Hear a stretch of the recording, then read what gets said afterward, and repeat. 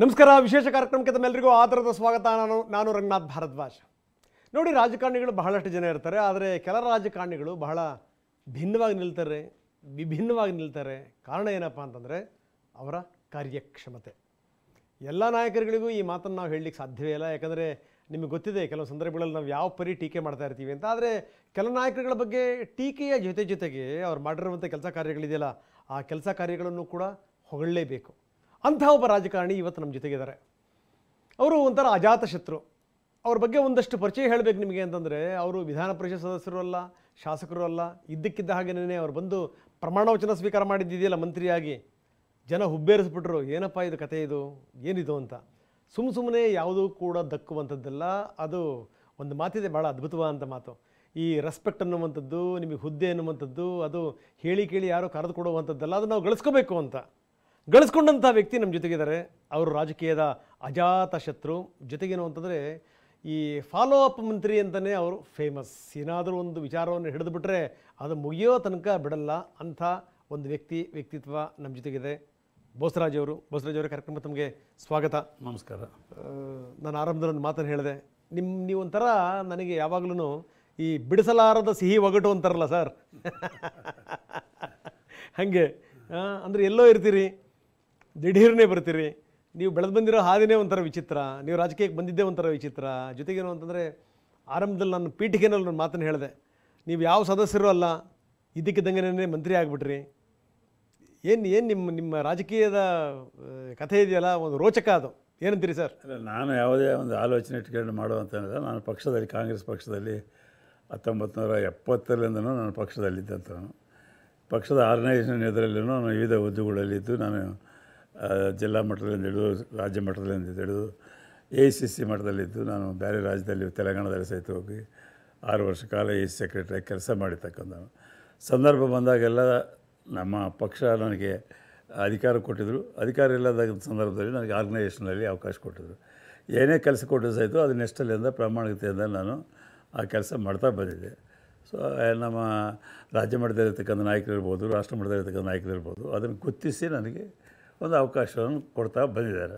So ಅದೇ ಆ ಕಮಿಟ್ಮೆಂಟ್ಲಂದರೆ ನಾನು ಅವ್ರು ಕೊಟ್ಟಿರ್ತಕ್ಕಂಥ ಯಾವುದೇ ಕೆಲಸ ಇರಲಿ, ನಾನು ಅದೇ ಪ್ರಾಮಾಣಿಕತೆಯಿಂದ ಅದನ್ನು ಪೂರೈಸ್ತಕ್ಕಂಥ ಒಂದು ಪ್ರಯತ್ನ ಸದಾಕಾಲ ಮಾಡ್ತಾಯಿರ್ತೀನಿ. ಎಲ್ಲರೊಳಗೊಂದಾಗೋ ಮಂಕುತಿಮ್ಮ ಅನ್ನುವಂಥ ಒಂದು ಮಾತಿದೆ ಸರ್. ನೀವು ಎಲ್ಲರ ಜೊತೆಗೆ ಒಂದಾಗ್ತೀರಿ, ಎಲ್ಲರ ಜೊತೆ ಬೆರಿತೀರಿ. ಜೊತೆಗೇನು ಅಂದರೆ ಅತ್ಯಂತ ಹೆಚ್ಚು ಆಫೀಸಲ್ಲಿ ಕಾಲ ಕಳೀತೀರಿ, ಜನರ ಅಹವಾಲನ್ನು ಸ್ವೀಕಾರ ಮಾಡ್ತೀರಿ. ಹೆಂಗೆ ನಿಮ್ಮ ದಿನಚರಿ ಹೆಂಗೆ ಶುರು ಆಗುತ್ತೆ? ಈ ರಾಜಕೀಯದಲ್ಲಿ ಇದ್ದಂಥ ಸಹಜವಾಗಿ ಎಲ್ಲರ ಜೊತೆಲಿ ಇರಲೇಬೇಕಾಗ್ತದೆ.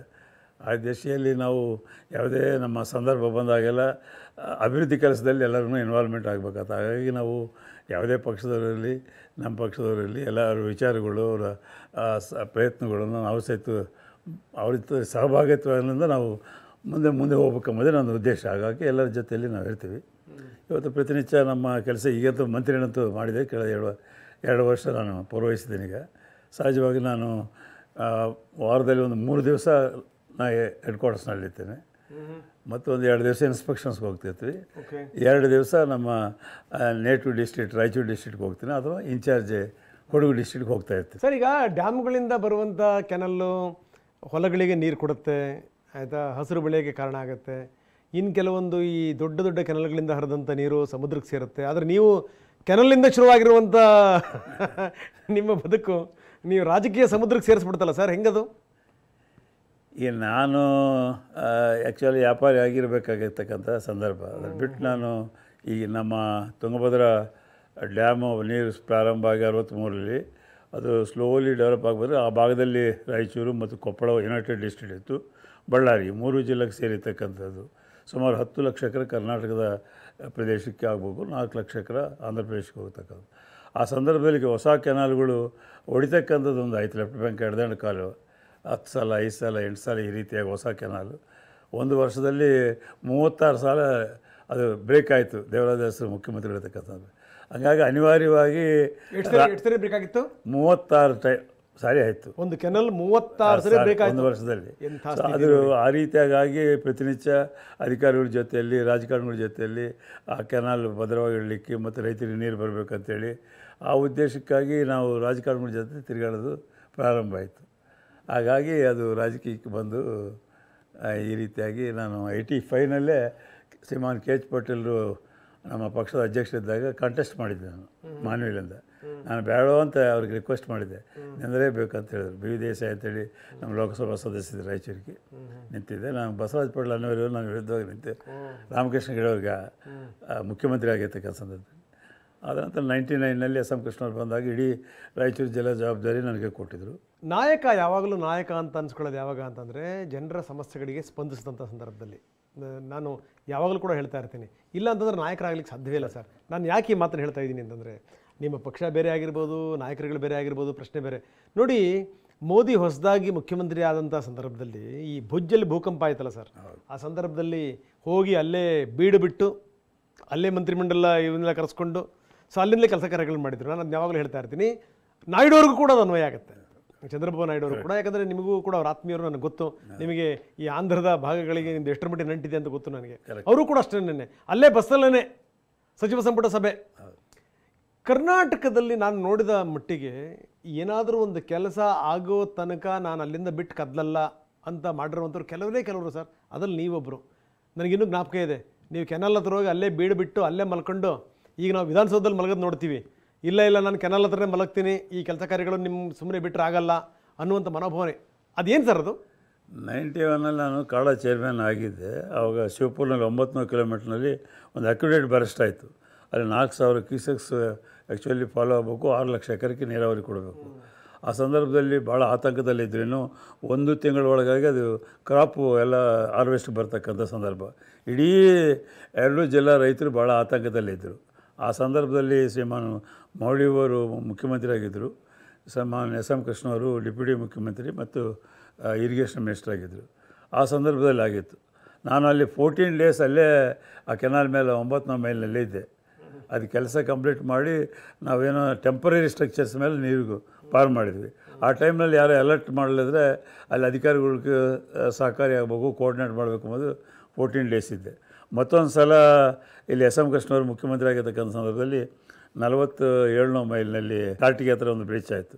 ಆವಾಗ ಸಹಿತ ನಾನು 9 ದಿವಸ ಅಲ್ಲೇ ಇದ್ದೆ. ನಾನು ನಮ್ಮ ಜನಾರ್ದನ ಪೂಜಾರಿ ಅಧ್ಯಕ್ಷರಾಗಿದ್ದರು, ಮುಖ್ಯಮಂತ್ರಿಗಳಾಗಿ ಎಸ್ ಎಂ ಕೃಷ್ಣ ಇದ್ದರು, ಜಗದೀಶ್ ಶೆಟ್ಟರು ಅಪೋಸಿಷನ್ ಲೀಡರ್ ಇದ್ದರು, ಅವರೆಲ್ಲ ವಿಸಿಟ್ ಮಾಡಿದ್ರು ಅಲ್ಲಿ ಆ ಸಂದರ್ಭದಲ್ಲಿ. ಅಂದರೆ ಕೋರ್ಟ್ ಅಧಿಕಾರಿಗಳನ್ನು ಸರಿಯಾದ ರೀತಿಯಲ್ಲಿ ಕೆಲಸ ಮಾಡೋಕ್ಕೆ ಅವ್ರಿಗೆ ಸಹಕಾರ ಬೇಕು, ಇಲ್ಲದ್ರೆ ರೈತರು ಬಂದು ಗಲಾಟೆ ಮಾಡ್ತಾರೆ, ಯಾಕಾಗಿಲ್ಲ ಅಂತಾರೆ, ಇವೆಲ್ಲ ಆಗ್ತಾವೆ ಅಂಥೇಳಿ ಅಲ್ಲಿ ಪರಿಸ್ಥಿತಿ ನಿಭಾಯಿಸಲಿಕ್ಕೆ ನಮ್ಮ ಸಹಕಾರ ಇರಬೇಕು. ಮತ್ತು ಜನರಿಗೆ ಕಾನ್ಫಿಡೆನ್ಸ್, ಯಾರೋ ಒಬ್ಬರು ಅಲ್ಲಿ ಇದ್ದು ಮಾಡ್ತಾ ಇದ್ದಾರಪ್ಪ ಅಂತೇಳಿ ರೈತರಿಗೆ ಒಂದು ಕಾನ್ಫಿಡೆನ್ಸ್ ಮೆಸೇಜ್ ಹೋಗ್ಬೇಕೆಂಬ ಉದ್ದೇಶದಿಂದ ಅಂಥ ಸಂದರ್ಭಗಳು ಬಂದಾಗ ಸಹಜವಾಗಿ ನಾನು ಹೋಗಿ ಆ ಸಂದರ್ಭಗಳಲ್ಲಿ ಆ ಕೆನಾಲ್ ಮೇಲೆ ಇರ್ತಕ್ಕಂಥ ಅನುಭವ ಅಂತೂ ನನಗಾಗ್ಯದ. ಪುರಾಣಗಳಲ್ಲಿ 14 ವರ್ಷ ಈ ವನವಾಸ ಅಜ್ಞಾತವಾಸ ಕೇಳಿದ್ವಿ. ಬೋಸರಾಜಿಯವ್ರದ್ದು ಈ 14 ದಿನ ಈ ಕೆನಲ್ ವಾಸ ಇದೆಯಲ್ಲ, ಭಾಳ ಡಿಫ್ರೆಂಟ್ ಇದು. ಅಲ್ಲ, ಎಷ್ಟು ಸಂತೋಷ ಅಂತ ಇವತ್ತಿಗೂ ನನಗೆ. ಬೆಳಗ್ಗೆ 7 ಗಂಟೆಗೆ 2 ದೊಡ್ಡ ಕ್ಯಾರಿಯರ್ಗಳು ಇಟ್ಕೊಂಡು ದೋಸೆ ಇಡ್ಲಿ ಸಾಮಾನೆಲ್ಲ ತೊಗೊಂಡು ಬಂದಿದ್ರು. ನಾನು ನಮ್ಮ ಇಂಜಿನಿಯರ್ಗಳಿಗೆಲ್ಲ ತಿನ್ನಿಸಿ ನಾನು ತಿಂತಿದ್ದಲ್ಲೇ ಇದರಲ್ಲಿ ಕೆನಾಲ್ನಲ್ಲೇ ಚೇರ್ ಹಾಕ್ಕೊಂಡು ಕುಂತಿದ್ದೆ, ಟಿನ್ ಚೇರ್ ಹಾಕಿ. ಹಳ್ಳಿಯವ್ರ ರಾತ್ರಿ ಆಗಲು ಅದು ಜನ್ರೇಟರ್ಸ್ ಹಾಕಿ ಲೈಟ್ಗಳು ಹಾಕಿ ಕೆಲಸ ಮಾಡಿಸ್ತಿದ್ವಿ. 3 ಮಂದಿ 8 ತಾಸಿಗೆ ಇಂಜಿನಿಯರ್ಗಳನ್ನ ಬದಲಾವಣೆ ಮಾಡಿ ಸಾಮಾನು ತರಿಸಿ. ಸೊ ಅದು ನಮಗಂದು ಮಧ್ಯಾಹ್ನ ಸಾಯಂಕಾಲ ಏನು ಊಟ ತಿಂತವೋ ಗೊತ್ತಿಲ್ಲ, ಎಲ್ಲ ವೆಜಿಟೇರಿಯನ್ ನಾನ್ ವೆಜ್ಗಳು ಹೊತ್ಕೊಂಡು ಬಂದುಬಿಡ್ತಿದ್ರು ರೈತರಲ್ಲಿ. ಆ ಸಂತೋಷ ನಾವು ಚೀಫ್ ಮಿನಿಸ್ಟರ್ ಆದರೂ ನಮಗೆ ಸಿಗೋದಿಲ್ಲ ಅಲ್ವಾ? ಇವತ್ತಿಗೂ ಮರಲಿಕ್ಕೆ ವಂಡರ್ಫುಲ್. ಈಗ ನೇರವಾಗಿ ನಿಮ್ಮ ಖಾತೆ ವಿಚಾರಕ್ಕೆ ಬರ್ತೀನಿ ಸರ್. ಈಗ ಸಾಮಾನ್ಯವಾಗಿ ಇಡೀ ಕರ್ನಾಟಕ ಜನಗಳಿಗೆ ಗೊತ್ತು, ಈ ನೀರಾವರಿ ವಿಚಾರ ಅನ್ನುವಂಥ ಸಂದರ್ಭದಲ್ಲಿ ನೀರಿನ ವಿಚಾರಕ್ಕೆ ಸಂಬಂಧಪಟ್ಟಂಗೆ ಅಪಾರವಾದಂಥ ಅದರ ಆಳ ಆಗಲ ಅದು ಗೊತ್ತಿದೆ ಅಂತಂತಂದರೆ ಅದು ದೇವೇಗೌಡರಿಗೆ, ನಂಜೇಗೌಡರಿಗೆ. ಅದು ಬಿಟ್ಟರೆ ನಮ್ಮಲ್ಲಿ ಬೋಸರಾಜ್ ಅವರಿಗೆ ಅದರ ಬಗ್ಗೆ ಸಾಕಷ್ಟು ಆಳ ಆಗಲ ಇದೆ. ಯಾಕಂದರೆ ಯಾವುದೇ ವಿವರಗಳು ಕೇಳಿದ್ರೂ ಕೂಡ ನೀವು ಈ ಫಿಂಗರ್ ಟಿಪ್ಸಲ್ಲಿ ನಿಮ್ಮ ಹತ್ರ ಮಾಹಿತಿ ಇರುತ್ತೆ. ಹೆಂಗದು ಈಗ ಕರ್ನಾಟಕದ ನೀರಾವರಿ ವಿಚಾರಕ್ಕೆ ಸಂಬಂಧಪಟ್ಟಂಗೆ, ಅದರಲ್ಲೂ ಈ ಸಣ್ಣ ನೀರಾವರಿ ವಿಚಾರಕ್ಕೆ ಸಂಬಂಧಪಟ್ಟಂಗೆ ಏನೇನು ಆಗಬೇಕಾಗಿದೆ, ಜೊತೆಗೆ ನಿಮ್ಮ ಇಲಾಖೆಯಲ್ಲಿ ನೀವು ಮಾಡಿರೋಂಥ ಕೆಲಸ ಕಾರ್ಯಗಳೇನು ಸರ್? ಈ ಸಣ್ಣ ನೀರಾವರಿ ನಾವು ನಿಜವಾಗಿ ಅದನ್ನು ಆಳವಾಗಿ ಅರ್ಥ ಮಾಡ್ಕೊಂಡ್ರೆ ರೈತರಿಗೆ ಭಾಳಷ್ಟು ಮುಖ್ಯವಾಗಿರ್ತಕ್ಕಂಥದ್ದು. ಅದರ ಮುಖ್ಯ ಉದ್ದೇಶ ನಾವು ಗ್ರೌಂಡ್ ವಾಟ್ರನ್ನ ಇಂಪ್ರೂವ್ ಮಾಡಿ ಆಲ್ವೇಸ್ ಮೇಂಟೈನ್ ಮಾಡ್ತಕ್ಕಂಥದ್ದು ಭಾಳ ಅತಿ ಮುಖ್ಯವಾಗಿರ್ತಕ್ಕ. ಯಾಕಂದರೆ ರಾಜ್ಯದಲ್ಲಿ ಇರಿಗೇಷನು ನಾನ್ ಇರಿಗೇಷನ್ ಇದೆ. ನಾನ್ ಇರಿಗೇಷನಲ್ಲಿ ಎರಡೂ ಕಡೆ ಸಹಿತ ರೈತರಿಗೆ ನೀರು ಬೇಕಾಗಿರ್ತಕ್ಕಂಥ ಪ್ರಯತ್ನ ಪ್ರತಿನಿತ್ಯ ಮಾಡ್ತಿರ್ತಾರೆ.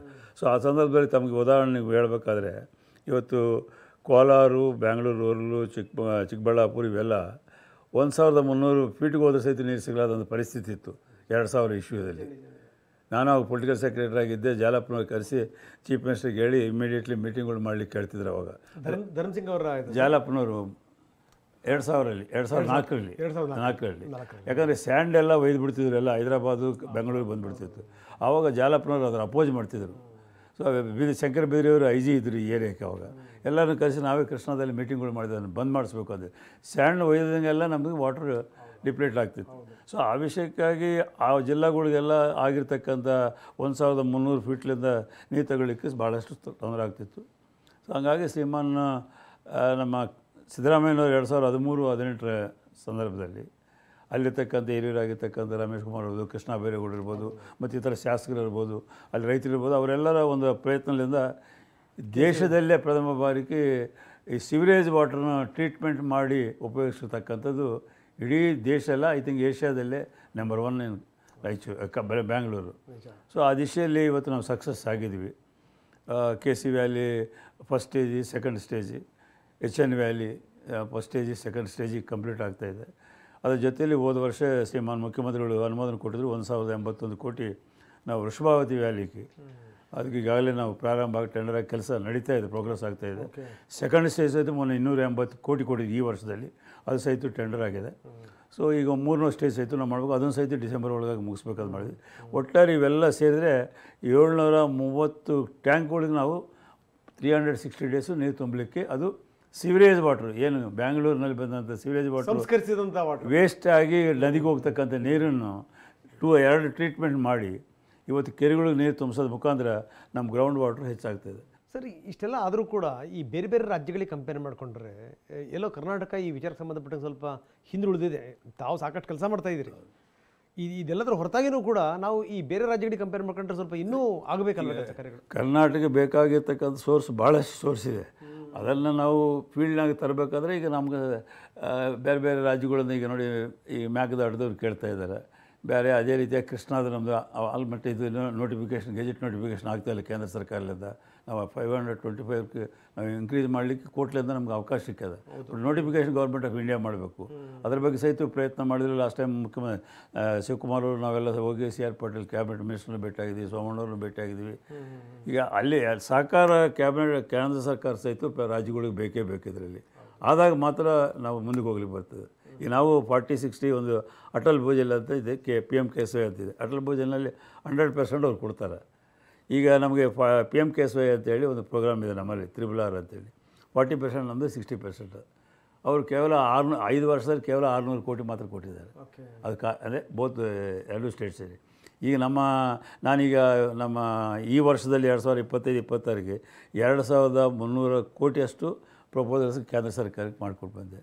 ಈಗ ನಮ್ಮ ಸೋಮಣ್ಣವ್ರು ಇರೋದಿಲ್ಲ, ನಮ್ಗೆ ಸ್ನೇಹಿತರಾಗಿದ್ದರು. ಅವ್ರಿಗೂ ಕಾಳಜಿ ಐತೆ ಅಂತೇಳಿ ಅವ್ರಿಗೂ ನೆಲ ಎಕ್ಸ್ಪ್ಲೇನ್ ಮಾಡಿದ್ವಿ.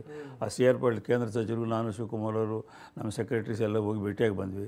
ಬಟ್ ಆದರೆ ನಮಗೇನು ರೆಸ್ಪಾನ್ಸ್ ಸಿಗ್ತಾ ಇಲ್ಲ ಈಗ. ಬಟ್ ಇದೆಲ್ಲದರ ಜೊತೆಗೆ ಈ ಅರಣ್ಯ ವಿಚಾರಕ್ಕೆ ಸಂಬಂಧಪಟ್ಟಂಗೆ, ಆಮೇಲೆ ಈ ಭೂಮಿ ವಶಪಡಿಸ್ಕೊಳ್ಳೋ ವಿಚಾರಕ್ಕೆ ಸಂಬಂಧಪಟ್ಟಂಗೆ ಅಲ್ಲೆಲ್ಲ ಕಿರಿಕಿರಿ ಭಾಳಷ್ಟು ಪ್ರಾಬ್ಲಮ್ ಇದೆ. ಫಾರೆಸ್ಟ್ದಂತೂ ಅದು ಪ್ರತಿ ಕ್ಯಾಬಿನೆಟ್ನಲ್ಲಿ ಆ ವಿಷಯ ಬರ್ತದೆ, ಚರ್ಚೆ ಬರ್ತದೆ. ಪ್ರತಿ ಕ್ಯಾಬಿನೆಟ್ನಲ್ಲಿ ಬರ್ತದೆ. ಈಗ ಸ್ಕೂಲ್ ಮಾಡಲಿಕ್ಕೆ ಆಡಿಗಳಿಗೆ ನೋಡಿ, ನಾನು ಕೊಡಗು ಇನ್ಚಾರ್ಜ್ ಇದ್ದೆ. ವಿರಾಜಪೇಟದಲ್ಲಿ ಒಂದು ಹಾಸ್ಟೆಲ್ದು ಭಾಳಷ್ಟು ತೊಂದರೆ ಆಗಿತ್ತು. ನಮ್ಮ ಕೌನ್ಸಿಲ್ನಲ್ಲಿ ಇರ್ತಕ್ಕಂಥ ಬಾಲಶೆಟ್ಟಿಯವರಲ್ಲಿ ವಿಸಿಟ್ ಮಾಡಿ ಒಂದು ಕಮಿಟಿನಲ್ಲಿ ಬಂದು ರಿಪೋರ್ಟ್ ಕೊಟ್ಟರೆ, ಒಂದು ವಾರದಲ್ಲಿ ನಾನು ಎಲ್ಲ ಅಧಿಕಾರಿಗಳನ್ನ ಕರೆದು, ಸೋಷಲ್ ವೆಲ್ಫೇರ್ ಅಧಿಕಾರಿಗಳು, ಫಾರೆಸ್ಟ್ ಡಿಪಾರ್ಟ್ಮೆಂಟ್ ಕರ್ಕೊಂಡು ಹೋಗಿ ಅವರಂತೂ ಕೋಆಪ್ರೇಷನ್ ಕೊಡಲಿಕ್ಕೆ ಅವಕಾಶ ಇಲ್ಲ. ಅವರು ಆ ರೀತಿಯಾದಂಥ ಪ್ರಾಬ್ಲಮ್ ಫಾರೆಸ್ಟ್ ಡಿಪಾರ್ಟ್ಮೆಂಟಿಂದ ಐತಿ. ಈಗ ಅದನ್ನು ಸಮಸ್ಯೆ ಬಗೆಹರಿಸಲಿಕ್ಕೆ ಸಚಿವರಾಗಿ ಈಶ್ವರ್ಕೊಂಡು ಭಾಳ ಶ್ರಮ ಪಡ್ತಾ ಇದ್ದಾರೆ. ಅಧಿಕಾರಿಗಳ ಹತ್ರ ಕೆಲವು ಸುಪ್ರೀಂ ಕೋರ್ಟ್ನಲ್ಲಿ ಕೆಲವು ಕೇಸಸ್ ಇದ್ದಾವೆ, ಹೈಕೋರ್ಟ್ನಲ್ಲಿ ಕೇಸಸ್ ಇದ್ದಾವೆ. ಸೊ ಹೀಗಾಗಿ ಆ ಕೋಆರ್ಡಿನೇಷನ್ ಇನ್ನೂ ನಮಗೆ ಸರಿಯಾಗಿ ಸಿಗ್ತಾಯಿಲ್ಲ. ಈ ಕೆನಾಲ್ಗಳು ಮಾಡಬೇಕಾದ್ರೆ, ಏನೇ ಇರಿಗೇಷನ್ ಪ್ರಾಜೆಕ್ಟ್ಸ್ ಫುಲ್ ಕಂಪ್ಲೀಟ್ ಆಗಬೇಕಾದ್ರೂ ಅದೇ ರೀತಿಯಾದಂಥ ಫಾರೆಸ್ಟ್ ಡಿಪಾರ್ಟ್ಮೆಂಟ್ದ ನಾನ್ ಕೋಆಪ್ರೇಷನ್ ಸಹಜವಾಗಿದೆ ಅವ್ರದ್ದು. ಸರ್, ನೀವು ರಾಯಚೂರನ್ನು ಪ್ರತಿನಿಧಿಸಿರುವಂಥವರು, ಮಾನ್ವಿಯನ್ನು ಪ್ರತಿನಿಧಿಸಿರುವಂಥವರು, ಈ ರಾಯಚೂರಿನಲ್ಲಿ ಏಮ್ಸ್ ಥರದ ಒಂದು ಸಂಸ್ಥೆ ಬರಬೇಕು ಅನ್ನುವಂಥ ಕನಸು ಕೇಳಿದೆ. ಅದ್ರ ಬಗ್ಗೆ ಏನು ಮಾಡ್ತಾಯಿದ್ದೀರಿ? ಸೊ ಈಗ ರಾಯಚೂರು ನಿಮಗೆ ಗೊತ್ತಿದೆ, ರಾಯಚೂರು, ಬೀದರು, ಗುಲ್ಬರ್ಗ 3 ಡಿಸ್ಟ್ರಿಕ್ಟು ನಿಜಾಮರ ಕಾಲದಲ್ಲಿ ಇರ್ತಕ್ಕಂಥದ್ದು. ಇದರಿಂದ ಆದ ನಂತರ ನಮಗೆ ಸ್ವಾತಂತ್ರ್ಯ ಸಿಕ್ಕ್ಯದ. ನಮಗೆ 1947 ಸ್ವಾತಂತ್ರ್ಯ ಒಂದು ವರ್ಷ ಆದಮೇಲೆ ಅದಕ್ಕೆ ನಾವು ವಿಮೋಚನಾ ದಿನಾಚರಣೆ ಅಂತೇಳಿ ಇವತ್ತಿಗೂ ಮುಖ್ಯಮಂತ್ರಿಗಳು ಆ ಭಾಗಕ್ಕೆ ಬಂದು ಫ್ಲಾಗ್ ಹಾಸ್ಟಿಂಗ್ ಮಾಡ್ತಾರೆ. ಸೊ ಇದರಲ್ಲಿರ್ತಕ್ಕಂಥದ್ದು ಮೋಸ್ಟ್ ಬ್ಯಾಕ್ವರ್ಡ್ ಏರಿಯಾ ಅಂತೇಳಿ ಆಗಿದೆ. ಹಾಗಾಗಿ ನಾನು HKDB ಚೇರ್ಮನ್ ಇದ್ದಾಗ MLA ಆಗಿದ್ದ ಸಂದರ್ಭದಲ್ಲಿ SM ಕೃಷ್ಣವರು, ನಂಜುಂಡಪ್ಪ ವರದಿನ ತರಿಸಿದರು. ಆ ನಂಜನಗೂಡು 114 ತಾಲೂಕುಗಳಲ್ಲಿ ಇನ್ಬ್ಯಾಲೆನ್ಸ್ ಇದೆ ಅಂತ ಕೊಟ್ಟಿದ್ರು ಅವರು.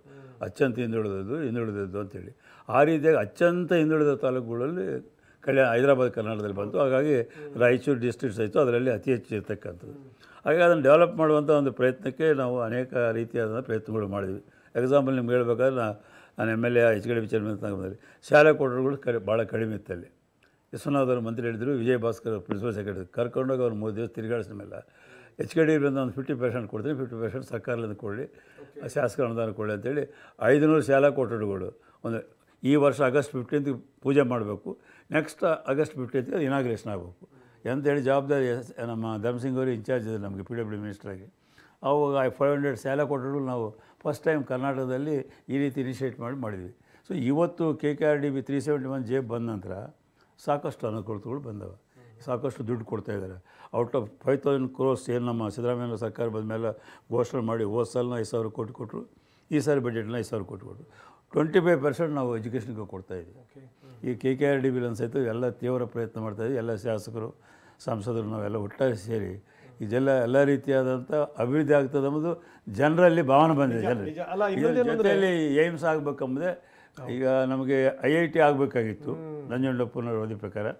ಆ ಸಂದರ್ಭದಲ್ಲಿ ಕಾರಣಾಂತರದಿಂದ ಅವರು ಮಾಡಲಿಲ್ಲ. ಈಗ ನಾವು ಅದ್ರ ಬಗ್ಗೆದಲ್ಲೂ ಏಮ್ಸ್ ಕೊಡ್ತೀವಿ ಅಂತೇಳಿ ಶ್ರೀಮಾನ್ ಯಡಿಯೂರಪ್ಪನವರು, ಜಗದೀಶ್ ಶೆಟ್ಟರ್ ಅಂತವ್ರು ಸಹಿತ, ಅನಂತಕುಮಾರ್ ಅಂತವ್ರು ಸಹಿತ ನಮಗೆಲ್ಲ ನಿಯೋಗಗಳಿಗೆ ಆಶ್ವಾಸನೆ ಕೊಟ್ಟಿದ್ದರು. ಈಗ ಅದನ್ನು ನಾವು ಕೊಡಬೇಕು ಅಂತ ಹೇಳ್ತೀವಿ. ಎಲ್ಲ ಅಲ್ಲಿ ಬೇಕಾಗಿರ್ತಕ್ಕಂಥ ಇನ್ಫ್ರಾಸ್ಟ್ರಕ್ಚರ್ ಇದೆ ಅಂತೇಳಿ ಹೇಳಿದ್ವಿ. ಈಗ ನಮಗೆಲ್ಲ ನ್ಯಾಷನಲ್ ಹೈವೇಸ್ ಬಂದಾವೆ, ಭಾರತ ಮಾಲಾ ಬಂದಿದೆ, ಏರ್ಪೋರ್ಟ್ ಬರ್ತಾಯಿದೆ, ಎಲ್ಲ ಇದೆ ಅಂತೇಳಿ. ಆದರೆ ಅವ್ರು ಯಾಕೋ ಎಷ್ಟೋ ಪ್ರಯತ್ನ ಮಾಡಿ, ನಾನು ನಮ್ಮ ಇನ್ಚಾರ್ಜ್ ಶರಣ್ ಪ್ರಕಾಶ್ ಪಾಟೀಲರು 2 ಬಾರಿಗೆ ಹೋಗಿ ಬಂದಿದ್ವಿ.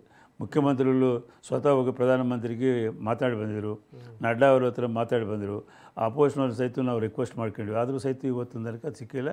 ಜನರ ಬೇಡಿಕೆ ಅದ, ಎಷ್ಟಾದರೂ ಏನೇ ಆಗಲಿ ಅದನ್ನು ನಾವು ಬೆಳ್ಳಾರದಂಥ ಪ್ರಯತ್ನ ಮಾಡಿ ಅದನ್ನು ರಾಯಚೂರು ತರುವಂಥ ಒಂದು ಪ್ರಯತ್ನ ಮಾಡೇ ಮಾಡ್ತೀವಿ. ಓಕೆ, ಇದೆಲ್ಲದರ ಜೊತೆಗೆ ಈ ಬೇರೆ ಬೇರೆ ಭಾಗಗಳಲ್ಲಿ ಹಣಕಾಸಿನ ತೊಂದರೆ ಇರಬಹುದು, ಆದರೆ ಕಲ್ಯಾಣ ಕರ್ನಾಟಕದ ವಿಚಾರಕ್ಕೆ ಸಂಬಂಧಪಟ್ಟಂಗೆ ಏನು ಅಂತ ಹಣಕಾಸಿನ ತೊಂದರೆ ಇಲ್ಲ ಅನ್ನುವಂಥ ಮಾತುಗಳು ಏನೇನಾಗ್ತಿದೆ ಸರ್? ಇನ್ ಜನರಲ್ ಆಗಿ ತಮಗಂತೂ ತಾವು ಎಲ್ಲ ವಿಮರ್ಶನೆ ಮಾಡ್ತಿರ್ತೀವಿ, ತಿಳ್ಕೊತಿರ್ತೀರಿ. ಓವರಾಲ್ ಆಗಿ ಸರ್ಕಾರ ನಡೆಸೋದ್ರಲ್ಲಿ ಶ್ರೀಮಾನ್ ಸಿದ್ದರಾಮಯ್ಯನವರು ಭಾಳ ಜಾಗೃತಿಯಿಂದ ನಡೆಸ್ತಾ ಇದ್ದಾರೆ. ಯಾವುದೇ ಡಿಪಾರ್ಟ್ಮೆಂಟ್ದು ನಮಗೆ ಏನೂ ತೊಂದರೆ ಇಲ್ಲ. ಇವತ್ತು ನಮ್ಮಲ್ಲಿ ನಮ್ಮ ಭಾಗ ಬಂದಾಗ 5,000 ಕೋಟಿದು ಬಂದಿರೋದ್ರಿಂದ ಪ್ರತಿ ಡಿಸ್ಟ್ರಿಕ್ಟಿಗೆ ಸ್ವಲ್ಪ ಹೆಚ್ಚು ಕಡಿಮೆ 350ರಿಂದ 400 ಕೋಟಿ ಪ್ರತಿ ಡಿಸ್ಟ್ರಿಕ್ಟಿಗೂ ಬರ್ತದೆ. ಹಾಗಾಗಿ ಅದನ್ನು ಎಲ್ಲಿ ಲೂಪ್ ಹೋಲ್ಸ್ ಇಲ್ಲದಂಗೆ, ಲೀಕೇಜಸ್ ಇಲ್ಲದಂಗೆ ಭಾಳ ಸ್ಟ್ರಿಕ್ಟಾಗಿ KKRDB ಅಂತ ಕೆಲಸ ಮಾಡ್ತಾಯಿದ್ದಾರೆ. ಸೊ ಈ ಬೇರೆ ಕಡೆ ಈಗ ನನ್ನದೇ ಡಿಪಾರ್ಟ್ಮೆಂಟ್, ನನಗೆ ಹೋದ ಸಲ 2,000 ಕೋಟಿ ಬಜೆಟ್, ಮೊದಲಿಂದ 1,600ರಿಂದ 2,000 ಕೋಟಿ ಇತ್ತು ಎಲ್ಲ ಗೌರ್ಮೆಂಟ್. ಈಗ ನಮ್ಗೆ 1,000 ಕೋಟಿ ಎಡಿಷ್ನಲ್ ಮಾಡಿಕೊಟ್ಟಿದ್ದಾರೆ. ಲಾಸ್ಟ್ ಟೈಮ್ ಮಾರ್ಚ್ನಲ್ಲಿ 780 crores ಎಡಿಷ್ನಲ್ ಕೊಟ್ಟರು. ಈ ವರ್ಷನೂ 750 crores ಕೊಟ್ಟರು. ಈ ರೀತಿಯಾಗಿ ನಮ್ಮದು ನಾವು ಕೆಲಸ ಮಾಡೋದಕ್ಕೆ ನಮಗೇನು ಅಡ್ಡಿ ಬಂದಿಲ್ಲ. ಸೊ ಈಗ ಹಾಗಾಗಿ ಈಗ ನಮಗಂತೂ ಸರ್ಕಾರದಿಂದ, ಆರ್ಥಿಕ ಇಲಾಖೆಯಿಂದ ಫುಲ್ ಸಪೋರ್ಟ್ ಸಿಗ್ತಾಯಿದೆ. ಇವನ್ PWD ಅವರು ಸಹಿತ ಚೆನ್ನಾಗಿ ಮಾಡ್ತಾಯಿದ್ದಾರೆ. ಎಲ್ಲ ಕಡೆ ಏನೇನು ಪ್ರಾಬ್ಲಮ್ ಇದೆ, ನಿನ್ನೆ ನಾನು ಸತೀಶ್ ಜಾರಕಿಹೊಳಿ ರಾಯಚೂರಿನಲ್ಲಿ ಮೀಟಿಂಗ್ ಮಾಡಿ ಎಲ್ಲ ಕಡೆ ಇವನ್ ಗುಂಡು ಮುಚ್ಚಲಿಕ್ಕೆ ಸಹಿತ ಮೊದಲು 1 lakh ಕೊಡ್ತಿರೋ 1 ಕಿಲೋಮೀಟ್ರಿಗೆ ಮೇಂಟೆನೆನ್ಸ್ಗೆ. ಈಗೆಲ್ಲ ಆ್ಯಕ್ಚುಲಿ ಫಿಸಿಕಲ್ ಎಷ್ಟಾಗುತ್ತೋ ಅಷ್ಟು ಮಾಡೋ ಅಂತೇಳಿ ಎಲ್ಲ ಕಡೆ ಇನ್ಸ್ಟ್ರಕ್ಷನ್ ಕೊಟ್ಟು ಜೀವ ಮಾಡಿದ್ದಾರೆ ಅವರು. ಸೊ ಆ ರೀತಿಯಾಗಿ ಮಾತಾಡೋದು ಬಿಟ್ಟರೆ ಸಹಜವಾಗಿ ಸರ್ಕಾರದಿಂದ ಏನು ರೀತಿ ಬಜೆಟ್ ಪ್ರಾವಿಷನ್ಸ್ ಇದೆ ಎಲ್ಲವನ್ನೂ ಪರ್ಫೆಕ್ಟಾಗಿ ಮಾಡ್ತಾಯಿದ್ದಾರೆ. 2 ವರ್ಷದ ಆಡಳಿತ ನಿಮಗೆ ತೃಪ್ತಿ ಕೊಟ್ಟಿದೆಯಾ ಸರ್? ಇಲ್ಲ, ನನ್ನ ಇಲಾಖೆದ ಮಾತ್ರ ನನಗೆ ಪೂರ್ತಿ ತೃಪ್ತಿ ಕೊಟ್ಟಿದೆ. Main irrigation and science and ಟೆಕ್ನಾಲಜಿನಲ್ಲಿ. ಅದೇ ರೀತಿಯಾಗಿ ನಮಗೆ ಬೇರೆ ಇಲಾಖೆಗಳು ಸಹಿತ ನಮ್ಮವರು ಎಲ್ಲರೂ ಸ್ಪಂದಿಸ್ತಾ ಇದ್ದಾರೆ. ಯಾರು ಸಚಿವರು ಈಗ ಏನು ಗೊತ್ತಾ ಸರ್, ಈಗ ಇದು ಬೋಸರಾಜವ್ರಿಗೆ ಅನ್ವಯ ಆಗಲ್ಲ. ಯಾಕಂದರೆ ನಿಮಗೆ ಹೆಂಗೆ ಕೆಲಸ ಮಾಡಿಸ್ಬೇಕು ಅಂತ ಗೊತ್ತು, ಹೆಂಗೆ ಕೆಲಸ ತೆಗಿಬೇಕು ಅಂತ ಗೊತ್ತು. 108 ಸಮಸ್ಯೆಗಳಿದೆ. ಒಂದೇನಪ್ಪ ಅಂತಂದರೆ ಗ್ಯಾರಂಟಿ ಹಣದ ಬಗ್ಗೆ ಪ್ರಶ್ನೆಗಳಿದೆ, ಗುತ್ತಿಗೆದಾರರ ಆರೋಪಗಳ ಬಗ್ಗೆ ಪ್ರಶ್ನೆಗಳಿವೆ ಸರ್. ಎರಡು ವಿಷಯ. ಗ್ಯಾರಂಟಿಗಳಿಗೂ ನಾವು ಈ ರಾಜ್ಯದ ಪರಿಸ್ಥಿತಿ ನೋಡಿ ಅದು ನಾವು ದೇಶದಲ್ಲೇ ಪ್ರಥಮ ಬಾರಿಗೆ ಅನೌನ್ಸ್ ಮಾಡಿರ್ತಕ್ಕಂಥ ನಮ್ಮ ಪಾರ್ಟಿಯವರು ಮಾಡಿದ ಮೇಲೆ ಆಶ್ವಾಸನೆ ಕೊಟ್ಟಂತೆ ನಾವು ಅಧಿಕಾರಕ್ಕೆ ಬಂದಿವಿ. ಅವರು ಆಶೀರ್ವಾದ ಮಾಡಿದರು, ಅವ್ರಿಗೆ ನಾವು ಮಾಡಲೇಬೇಕಲ್ಲ. ಈಗ ಎಲ್ಲವನ್ನೂ ಸರಿ ನೋಡಿದ್ರಲ್ಲ ನೀವು, ಶಕ್ತಿ ಯೋಜನೆ ನೋಡಿ, ಯಾವುದೇ ಪ್ರದೇಶಕ್ಕೆ ಹೋಗಿ ಕೇಳಿ ಬಸ್ಗಳಿಗೆ, ನೀವು ಆ್ಯಾವ್ರೇಜ್ 65 ಲಕ್ಷ ಮಂದಿ ಮಹಿಳೆಯರು ತಿರ್ತಾಯಿದ್ದಾರೆ. ಕ್ಯಾನ್ ಯು ಎಕ್ಸ್ಪೆಕ್ಟ್ 65 ಲಕ್ಷ ಮಹಿಳೆಯರು? ನಮ್ಗೆ ಅದರಲ್ಲಿಂದ ರಿಟರ್ನ್ ಬರ್ತಾಯಿದೆ ಟ್ಯಾಕ್ಸ್ ಮುಖಾಂತರ ಎಲ್ಲ. ನಮಗೇನು ಅದರಲ್ಲಿಂದ ಏನು ತೊಂದರೆ ಏನೂ ಆಗಿಲ್ಲ. ಈ ಅಕ್ಕಿ ಕೊಡಲೇಬೇಕಲ್ಲ ಬಡವರಿಗೆ. ಇವತ್ತಿಗೂ ಇನ್ನೂ ರೊಟ್ಟಿ ಸಿಗಲಾರ್ದಂಥ ಜನರು, ಬಡ ಜನರೂ ಇದ್ದಾರೆ. ಸೊ ಅವ್ರಿಗೆ 10 ಕಿಲೋ ಅಕ್ಕಿ ಕೊಡೋದ್ರಾಗ ಏನು ತಪ್ಪಿಲ್ಲ. ಆ ಸ್ಕೀಮ್ ಸಹಿತ ಕರ್ನಾಟಕದಲ್ಲೇ ಆ್ಯಕ್ಚುಲಿ ದೇಶದಲ್ಲಿ ಬಡವರಿಗೆ ಕೊಡೋದ್ರ ಬಗ್ಗೆ ಯಾರ್ದು ಅಬ್ಜೆಕ್ಷನ್ ಇಲ್ಲ ಸರ್. ಈಗ ಬಸ್ಸಲ್ಲಿ ಎಲ್ಲರನ್ನೂ ತುಂಬ ಕಳಿಸೋದ್ರ ಬಗ್ಗೆ ಅಬ್ಜೆಕ್ಷನ್ಗಳಿದೆ. ಈಗ ಬಡವ್ರನ್ನ ನಾವು ಐಡೆಂಟಿಫೈ ಮಾಡಿದಂಗೆ ಈಗ ಅದರಲ್ಲೇ ನಿಮ್ಗೆ ಹೇಳಿದ್ರೆ ನಮ್ಗೆ 75 ಲಕ್ಷ ಅಂದಾಜು ಕಾರ್ಡ್ಗಳು ಹಾಕಿದ್ದಾರೆ, ತೆಗಿತೀವಿ ಅಂದ್ಕೊಳ್ಳಿ ಎಲ್ಲ ಇವರೇ ಶುರು ಮಾಡ್ತಾರೆ. ಪೊಲಿಟಿಕಲ್ಲಾಗಿ ಈಗ ರಾಜ್ಯದ ಅಭಿವೃದ್ಧಿ ಆಗಬೇಕೆಂಬುದು ಪಕ್ಷಾತೀತವಾಗಿ ಎಲ್ಲರಿಗೂ ಇರ್ಬೇಕು. ಅದು ಕಾಂಗ್ರೆಸ್ನವರಲ್ಲಿ ಬಿ ಜೆ ಪಿ ಅದಿಲ್ಲ. ಏನಾದ್ರೂ ಸ್ವಲ್ಪ ಎಲ್ಲಿ ಲೋ ಪೋಲ್ ಸಿಗ್ತಾ ಅದು ಕಾಯ್ತಾ ಇರ್ತೀವಿ, ಮಾಡಿದ್ಗಳು ಕ್ರಿಟಿಸಿಸಮ್ ಶುರು ಆಗಿಬಿಡ್ತದೆ. ಅದಕ್ಕಾಗಿ ಎಷ್ಟೇ ಕಮಿಟ್ಮೆಂಟ್ ಇದ್ದು ಎಷ್ಟೇ ಆಡಳಿತ ಬಿಗಿ ಮಾಡಬೇಕಾದ್ರೂ ಎಲ್ಲವನ್ನೂ ವಿಚಾರ ಮಾಡಬೇಕಾಗ್ತದೆ. ಆ ಪರಿಸ್ಥಿತಿಯಲ್ಲಿ ರಾಜ್ಯ ಆಡಳಿತಗಳು ಎಲ್ಲ ಇನ್ ಜನರಲ್ ಆಗಿ ದೇಶದಲ್ಲಿ ತೊಂದರೆ ಆಗ್ತಾಯಿದೆ. ಈಗ ಮೋದಿಯವರು ಈಗ ನಮಗೆ ಕೇಂದ್ರ ಸರ್ಕಾರದಿಂದ ಬರಬೇಕಾಗಿದ್ದ ಹಣ ಬರ್ತಾ ಇದೆ, ನಾವು ಎಷ್ಟು ಟ್ಯಾಕ್ಸ್ ಕಟ್ತಾ ಇದ್ದೀವಿ? 4.5 ಲಕ್ಷ ಕೋಟಿ ಕಟ್ತಾ ಇದ್ದೀವಿ. ನಮಗೆ ಬರೋದು 65,000 ಕೋಟಿ. ಯಾಕೆ ಬರ್ತಾ ಇಲ್ಲ? ಈಗ 80% ಕೊಡ್ತಕ್ಕಂಥ ಯೋಜನೆಗಳೆಲ್ಲ 40% ತಂದುಬಿಟ್ರು. ಅನೇಕ ಬದಲಾವಣೆಗಳು ಆಗ್ತಾ ಇದ್ದಾವೆ. ರಾಜಕೀಯವಾಗಿ ಬದಲಾವಣೆಗಳಾಗ್ತದೆ, ಅದೇ ತೊಂದರೆ ಆಗ್ತದೆ. ಇವತ್ತು ಯಾವುದೇ ಸರ್ಕಾರ ಇಲ್ಲ, ಆ ರೀತಿಯಾದಂಥ ಬದಲಾವಣೆಗಳು ಆಗಬಾರ್ದು. ಅಭಿವೃದ್ಧಿ ಆಗಬೇಕಾಗಿದ್ದು ಜನಪರವಾಗಿರಬೇಕು. 146 ಕೋಟಿ ಜನರ ವಿಚಾರ ಇಟ್ಕೊಂಡು ನಾವು ಮಾಡಬೇಕು. ಒಂದು ಪ್ರಶ್ನೆ ನಾನು ಕೇಳಲೇಬೇಕು ಸರ್. ಈಗ ತೆಲಂಗಾಣ ಚುನಾವಣೆಯಲ್ಲೂ ಕೂಡ ನೀವು ಭಾಳ ಪ್ರಮುಖವಾದಂಥ ಪಾತ್ರ ವಹಿಸಿರಿ. ಈ ಒಂಥರ ಈ ಬೋಸರಾಜು ಫಾರ್ಮುಲಾ ಏನು ಅನ್ನೋದಿದೆಯಲ್ಲ, ಅದು ಜನಗಳಿಗೆ ಅರ್ಥ ಆಗ್ತಿಲ್ಲ. ಅದನ್ನು ಹೇಳ್ಬೇಕು ನೀವು. ನಾನು ಆ ಎಲೆಕ್ಷನ್ಗೆ ಮೊದಲು ನನಗೆ ಮಿನಿಸ್ಟ್ರಿ ಮಾಡಿಬಿಟ್ಟಿದ್ರು. ಆದ ಕೂಡ ಅಲ್ಲಿ ಟಿಕೆಟ್ ಅಲ್ಲಿ ಇರ್ತಕ್ಕಂಥ 119 ಸೀಟು. ಅಲ್ಲಿ ಭಾಳ power. That state it self it is A very difficult state politically. ಆ ರೀತಿ ಇದ್ದಾಗ ಎಲ್ಲರೂ ನಾವು ಈ ಸಾರಿ ಕಾಂಗ್ರೆಸ್ ಗೌರ್ಮೆಂಟ್ ಬರ್ತಂಬೋದು ಒಂದು ಎಲ್ಲರಿಗೂ ಒಂದು ಇದಿತ್ತು. ಹಾಗಾಗಿ ಒಂದು ಸೀಟಿಗೆ 4 ಮಂದಿ 5 ಮಂದಿ ಶುರು ಮಾಡಿಬಿಟ್ರು. ಆವಾಗ ಎಲ್ಲರಿಗೂ ನಾವು ಹೇಳಿದ ಜನ, ನಾನೇನು ಮಾತಾಡಲಿಲ್ಲ, ನಾವ್ಯಾರು ಮಾತಾಡಲಿಲ್ಲ. ಆಯಿತು, ನಮಗೆ ನಿನಗೆ ಕೊಡಲಿಕ್ಕೆ ಆಗದಲ್ಲಿ ಇತ್ತವ್ರಿಗೆ ಕೊಡ್ತು ಅಂದ್ಕೊಳ್ಳಿ, ಆಯ್ತು ಸರ್ ನಮ್ಮ ಮುಂದೆ ಮಿನಿಸ್ಟ್ರಿ ಮಾಡಬೇಕು, ಆಮೇಲೆ MLC ಮಾಡಬೇಕು ಅಂತ ಈ ರೀತಿ ಕೆಲವರು ನಮ್ಮ ನಾಯಕರುಗಳು ಹೇಳ್ಯಾರ. ಬೋಸರಾಜ್ ಅವ್ರಿಗೆ ಏನು MLC ಇಲ್ಲ, MLA ಇಲ್ಲ, ಅವ್ರು ಮಿನಿಸ್ಟ್ರಿ ಮಾಡಿದರು ಕಾಂಗ್ರೆಸ್ ಸರ್ಕಾರ. ರಾಹುಲ್ ಗಾಂಧಿ ಅವರು ಮಾಡಿದ್ದಾರೆ, ಖರ್ಗೆ ಅವರು ಮಾಡಿದ್ದಾರೆ. ಹಾಗಾಗಿ ನಿಮಗೂ ಆ ರೀತಿ ಅವಕಾಶ ಕೊಡಿದ್ರೆ ನೀವು ಕಾಂಗ್ರೆಸ್ ಸಪೋರ್ಟ್ ಮಾಡಿರಿ, ಅಲ್ಲಿದ್ದವ್ರಿಗೆ ಗೆಲ್ಲಿಸ್ರೆ ಮುಂದೆ ನಿಮ್ಗೆ ಅವಕಾಶಗಳು ಸಿಗ್ತದೆ. ಈ ರೀತಿಯಾಗಿ ಬಂದ್ಕೊಳ್ಳೋದು ಪೇಪರ್ಗಳಿಗೆಲ್ಲ ಡಕ್ಕನ್ ಕ್ರಾನಿಕಲ್ ಪೇಪರ್ಲಿಂದ ಹಿಡಿದು ಎಲ್ಲ ಪೇಪರ್ಗಳಿಗೆ ಬಂದುಬಿಡ್ತದೆ. ಅದು ಪ್ರಚಾರ ಆಯ್ತದು. ಇದೆಲ್ಲದರ ಜೊತೆಗೆ ನೀವು ಕೂಡ 50 ವರ್ಷದಿಂದ ರಾಜಕೀಯ ಬದುಕನ್ನು ನೋಡಿರಿ. ಸುಮಾರು ಒಂದು 4 ದಶಕಗಳಿಂದ ತಾವು ರಾಜಕೀಯ ಬದುಕನ್ನು ಭಾಳ ಹತ್ತಿರದಿಂದ ನೋಡಿರುವಂಥವ್ರು. ಇಷ್ಟು ದೂರ ಸಾಗಿ ಬಂದಾದಮೇಲೆ ಏನಾದರೂ ಅಸಮಾಧಾನಗಳಿದೆಯಾ ಸರ್? ಏನಾದರೂ ಆಗಬೇಕಾಗಿ ಎಲ್ಲರಿಗೂ ಯಾವುದೇ ಪಕ್ಷದಲ್ಲಿ ಯಾವುದೇ ಸೈದ್ಧಾಂತಿಕವಾಗಿ ಏನೇ ಇದರಲ್ಲಿ ಮ್ಯಾನಿಫೆಸ್ಟೋಗಳು ಎಲ್ಲರೂ ಅಭಿವೃದ್ಧಿ ಮಾಡಬೇಕು, ರಾಷ್ಟ್ರವನ್ನು ಅಭಿವೃದ್ಧಿ ಮಾಡಬೇಕು, ರಾಜ್ಯ ಅಭಿವೃದ್ಧಿ ಮಾಡಬೇಕು, ನಮ್ಮ ಪ್ರದೇಶ ಅಭಿವೃದ್ಧಿ ಆಗಬೇಕಂತ ಆಗ್ತದೆ. ಆದರೆ ನಾನು ಕಂಡಿದ್ದೇನೆಂದರೆ ನಮ್ಮ ಹತ್ರ ಆಗಿರ್ತಕ್ಕಂಥವ್ರು ಕಮಿಟ್ಮೆಂಟ್ ಭಾಳ ಕಡಿಮೆ ಇದೆ. ಆ ಕಮಿಟ್ಮೆಂಟ್ ಇಲ್ಲ. ಎಲ್ಲರೂ ಕಮಿಟ್ಮೆಂಟ್ಲಿಂದ ಈ ದೇಶದಲ್ಲಿ ಎಲ್ಲ ಜನಪದಗಳಲ್ಲಿ ಜನರಲ್ಲಿ ಈ ನಾವು ಹೆಂಗಿರ್ತೀವೋ ಜನರು ಹಂಗಿರ್ತಾರೆ, ಜನರು ಹೆಂಗಿರ್ತಾರೋ ನಾವು ಹಂಗೆ ಇರಬೇಕಾಗ್ತದೆ. ಸೊ ಆ ದಿಶೆಯಲ್ಲಿ ನಾನು ಹೇಳೋದು ಎಲ್ಲರೂ ಅಧಿಕಾರಿಗಳು ಆಡಳಿತ ನಡೆಸೋರು ಹೆಂಗಿರ್ತಾರೋ ಅಧಿಕಾರಿಗಳು ಆ ರೀತಿ ಆಗಿಬಿಡ್ತಾರೆ. ಅವರು ಚೇಂಜ್ ಆಗಿಬಿಟ್ಟಾರೆ ಈಗ ಆಡಳಿತದಲ್ಲಿ ಇರತಕ್ಕಂಥವ್ರು. ಹಾಗಾಗಿ ಅನೇಕ ಪ್ರಾಬ್ಲಮ್ಸ್ ನಾವು ಫೇಸ್ ಮಾಡ್ತಾಯಿದ್ವಿ. ಕೆಲವರು ಹೆಂಗೋ ಅಧಿಕಾರ ಉಳಿಸ್ಕೊಂಡು ಹೋಗ್ಬೇಕಂಬೋರು, ಕೆಲವರು ಒಳ್ಳೆ ಪೋಸ್ಟ್ಗಳು ಬೇಕಂಬೋರು, ಕೆಲವರು ಈ ರೀತಿಯಾಗಂಥ ಪರಿಸ್ಥಿತಿ ಇಡೀ ದೇಶದಲ್ಲೇ ಐತಿ. ಸೊ ಈ ನಮ್ಮ ದೇಶದಲ್ಲಿ ಎಲ್ಲವೂ ಇದೆ, ಸಂಪತ್ತು ಐತಿ, ಎಲ್ಲ ಇದೆ. ಎಲ್ಲರದ್ದು ಕಮಿಟ್ಮೆಂಟ್ಲಿಂದ ಎಲ್ಲರೂ ಇದ್ದರೆ ಒಂದು 5 ವರ್ಷ ಕಾಲ ಈ ದೇಶದಲ್ಲಿ ಎಲ್ಲರೂ ರಾಜಕಾರಣಿಗಳು ಅಧಿಕಾರಿಗಳು ಉತ್ತಮ ವಿಚಾರಗಳು ಹೊಂದಿಕೆ ದೇಶವನ್ನು ಅಭಿವೃದ್ಧಿ ಮಾಡಬೇಕಂತ ಅವ್ರು ಇಡೀ ಜೀವನದಲ್ಲಿ 5 ವರ್ಷ ಕಮಿಟ್ಮೆಂಟ್ಲಿದ್ದರೆ ನಮ್ಮ ದೇಶ ಇಡೀ ಪ್ರಪಂಚದಲ್ಲಿ ನಂಬರ್ 1 ಅಲ್ಲ, ಎಲ್ಲ ದೇಶಗಳಿಗೂ ಸಹಾಯ ಮಾಡೋ ಶಕ್ತಿ ನಮ್ಮ ದೇಶಕ್ಕೆ ಸಿಗ್ತದೆ. ಫ್ಯಾಂಟಾಸ್ಟಿಕ್. ಭಾಳ ಅದ್ಭುತವಾದ ಮಾತು ಹೇಳಿದ್ರಿ. This is very important. ಈ ಲಾಸ್ಟ್ ಪಾಯಿಂಟ್ ಇದೆಯಲ್ಲ ಸರ್, ಅದು ಭಾಳ ಬೇಕು. ಯಾಕಂದರೆ ನಮ್ಮಲ್ಲಿ ಕಾಣುವಂಥದ್ದೇ ಈ ಕಮಿಟ್ಮೆಂಟ್ನ ಕೊರತೆ, ಜೊತೆಗೆ ಏನಾದರೂ ಸ್ವಾರ್ಥ ಎಲ್ಲ ಬಂದ್ಬಿಡುತ್ತೆ. ಜಾತಿಯಿಂದ ಹಿಡಿದು ಎಲ್ಲ ತರ್ತಾರೆ, ರಾಜಕೀಯಕ್ಕೋಸ್ಕರ ತರ್ತಾರೆ ಅಷ್ಟೇ. ಎಲ್ಲದಕ್ಕೂ ಯಾವ ಜಾತಿಯವರು ಯಾರನ್ನೂ ಮುಂದೆ ಬರೋಕ್ಕೋಗಲ್ಲ. ಎಲ್ಲ ಜಾತಿಯಲ್ಲೇ ಜಗಳ ಐತಿ. ಹೌದು, ಪ್ರತಿ ಜಾತಿಯಲ್ಲೇ ಜಗಳ ಐತಿ. ನಾನಾಗಬೇಕು, ನೀನಾಗ ಅವ್ನು ಬಂದುಬಿಟ್ರೆ ನಾನಾಗೋದಲ್ಲ, ನಾನಾಗಿದ್ರೆ ಅವ್ರು ಆಗೋದಲ್ಲಪ್ಪ, ಸಹಜವಾಗಿರ್ತದೆ. ಹಂಗಾಗಿ ಓನ್ಲಿ ರಾಜಕೀಯಕ್ಕೋಸ್ಕರ ನಾವು ಜಾತಿಗಳನ್ನ ಮಾತಾಡ್ತೀವಿ, ಉಪಜಾತಿಗಳನ್ನ ಮಾತಾಡ್ತೀವಿ. ಬಿಟ್ಟರೆ ನೀವು ದೇಶದ ಅಭಿವೃದ್ಧಿ ಮಾಡಲಿಕ್ಕೆ ಪ್ರಯತ್ನ ಮಾಡಬೇಕು, ಎಲ್ಲರೂ ರಾಜ್ಯ ಅಭಿವೃದ್ಧಿ ಮಾಡಲಿಕ್ಕೆ ಪ್ರಯತ್ನ ಮಾಡಿ. ಭಾಳ ಒಳ್ಳೆ ಮಾತನ್ನು ಹೇಳಿದ್ರಿ. ಏನು ಅಂದರೆ ಈ ನೀವೇನು ಬೇಕಾದ್ ಮಾಡ್ಕೊಂಡ್ರಪ್ಪ, ಒಂದು 5 ವರ್ಷ ಎಲ್ಲದನ್ನು ಮರೆತು ಸಮಾಜಕ್ಕೆ ದೇಶಕ್ಕೆ ಅಂತ ಕೊಟ್ಬಿಟ್ರೆ ನಮ್ಮ ದೇಶ ಉದ್ಧಾರ ಆಗೋದ್ರಲ್ಲಿ ಯಾವುದೇ ಸಂಶಯ ಇಲ್ಲ ಅಂತ. Sir, thank you very much. ನಮ್ಮ ಜೊತೆಗೆ ಮಾತಾಡಿದ್ರೆ ಸಾಕಷ್ಟು ಸಂಗತಿಗಳನ್ನು. ಯಾಕಂದರೆ ಭಾಳ ನಾವು ರಾಜಕಾರಣಿಗಳು ತುಂಬ ಜನ ರಾಜಕಾರಣಿಗಳು ನೋಡ್ತೀವಿ. ಕೆಲವೇ ರಾಜಕಾರಣಿಗಳು ಭಾಳ ವಿಭಿನ್ನವಾಗಿ ನಿಲ್ತಾರೆ ಸರ್. ಅದರಲ್ಲಿ ತಾವು ಕೂಡ ಒಬ್ಬರು. ಒಳ್ಳೆ ಕೆಲಸ ಮಾಡಿ. It's very important. Thank you very much. ಇದು ಬೋಸರಾಜ್ ಅವ್ರ ಜೊತೆಗಿನ ಚರ್ಚೆ. ನಿರಂತರ ಸುದ್ದಿಗಾಗಿ ನೋಡ್ತಾ ಇರಿ TV9.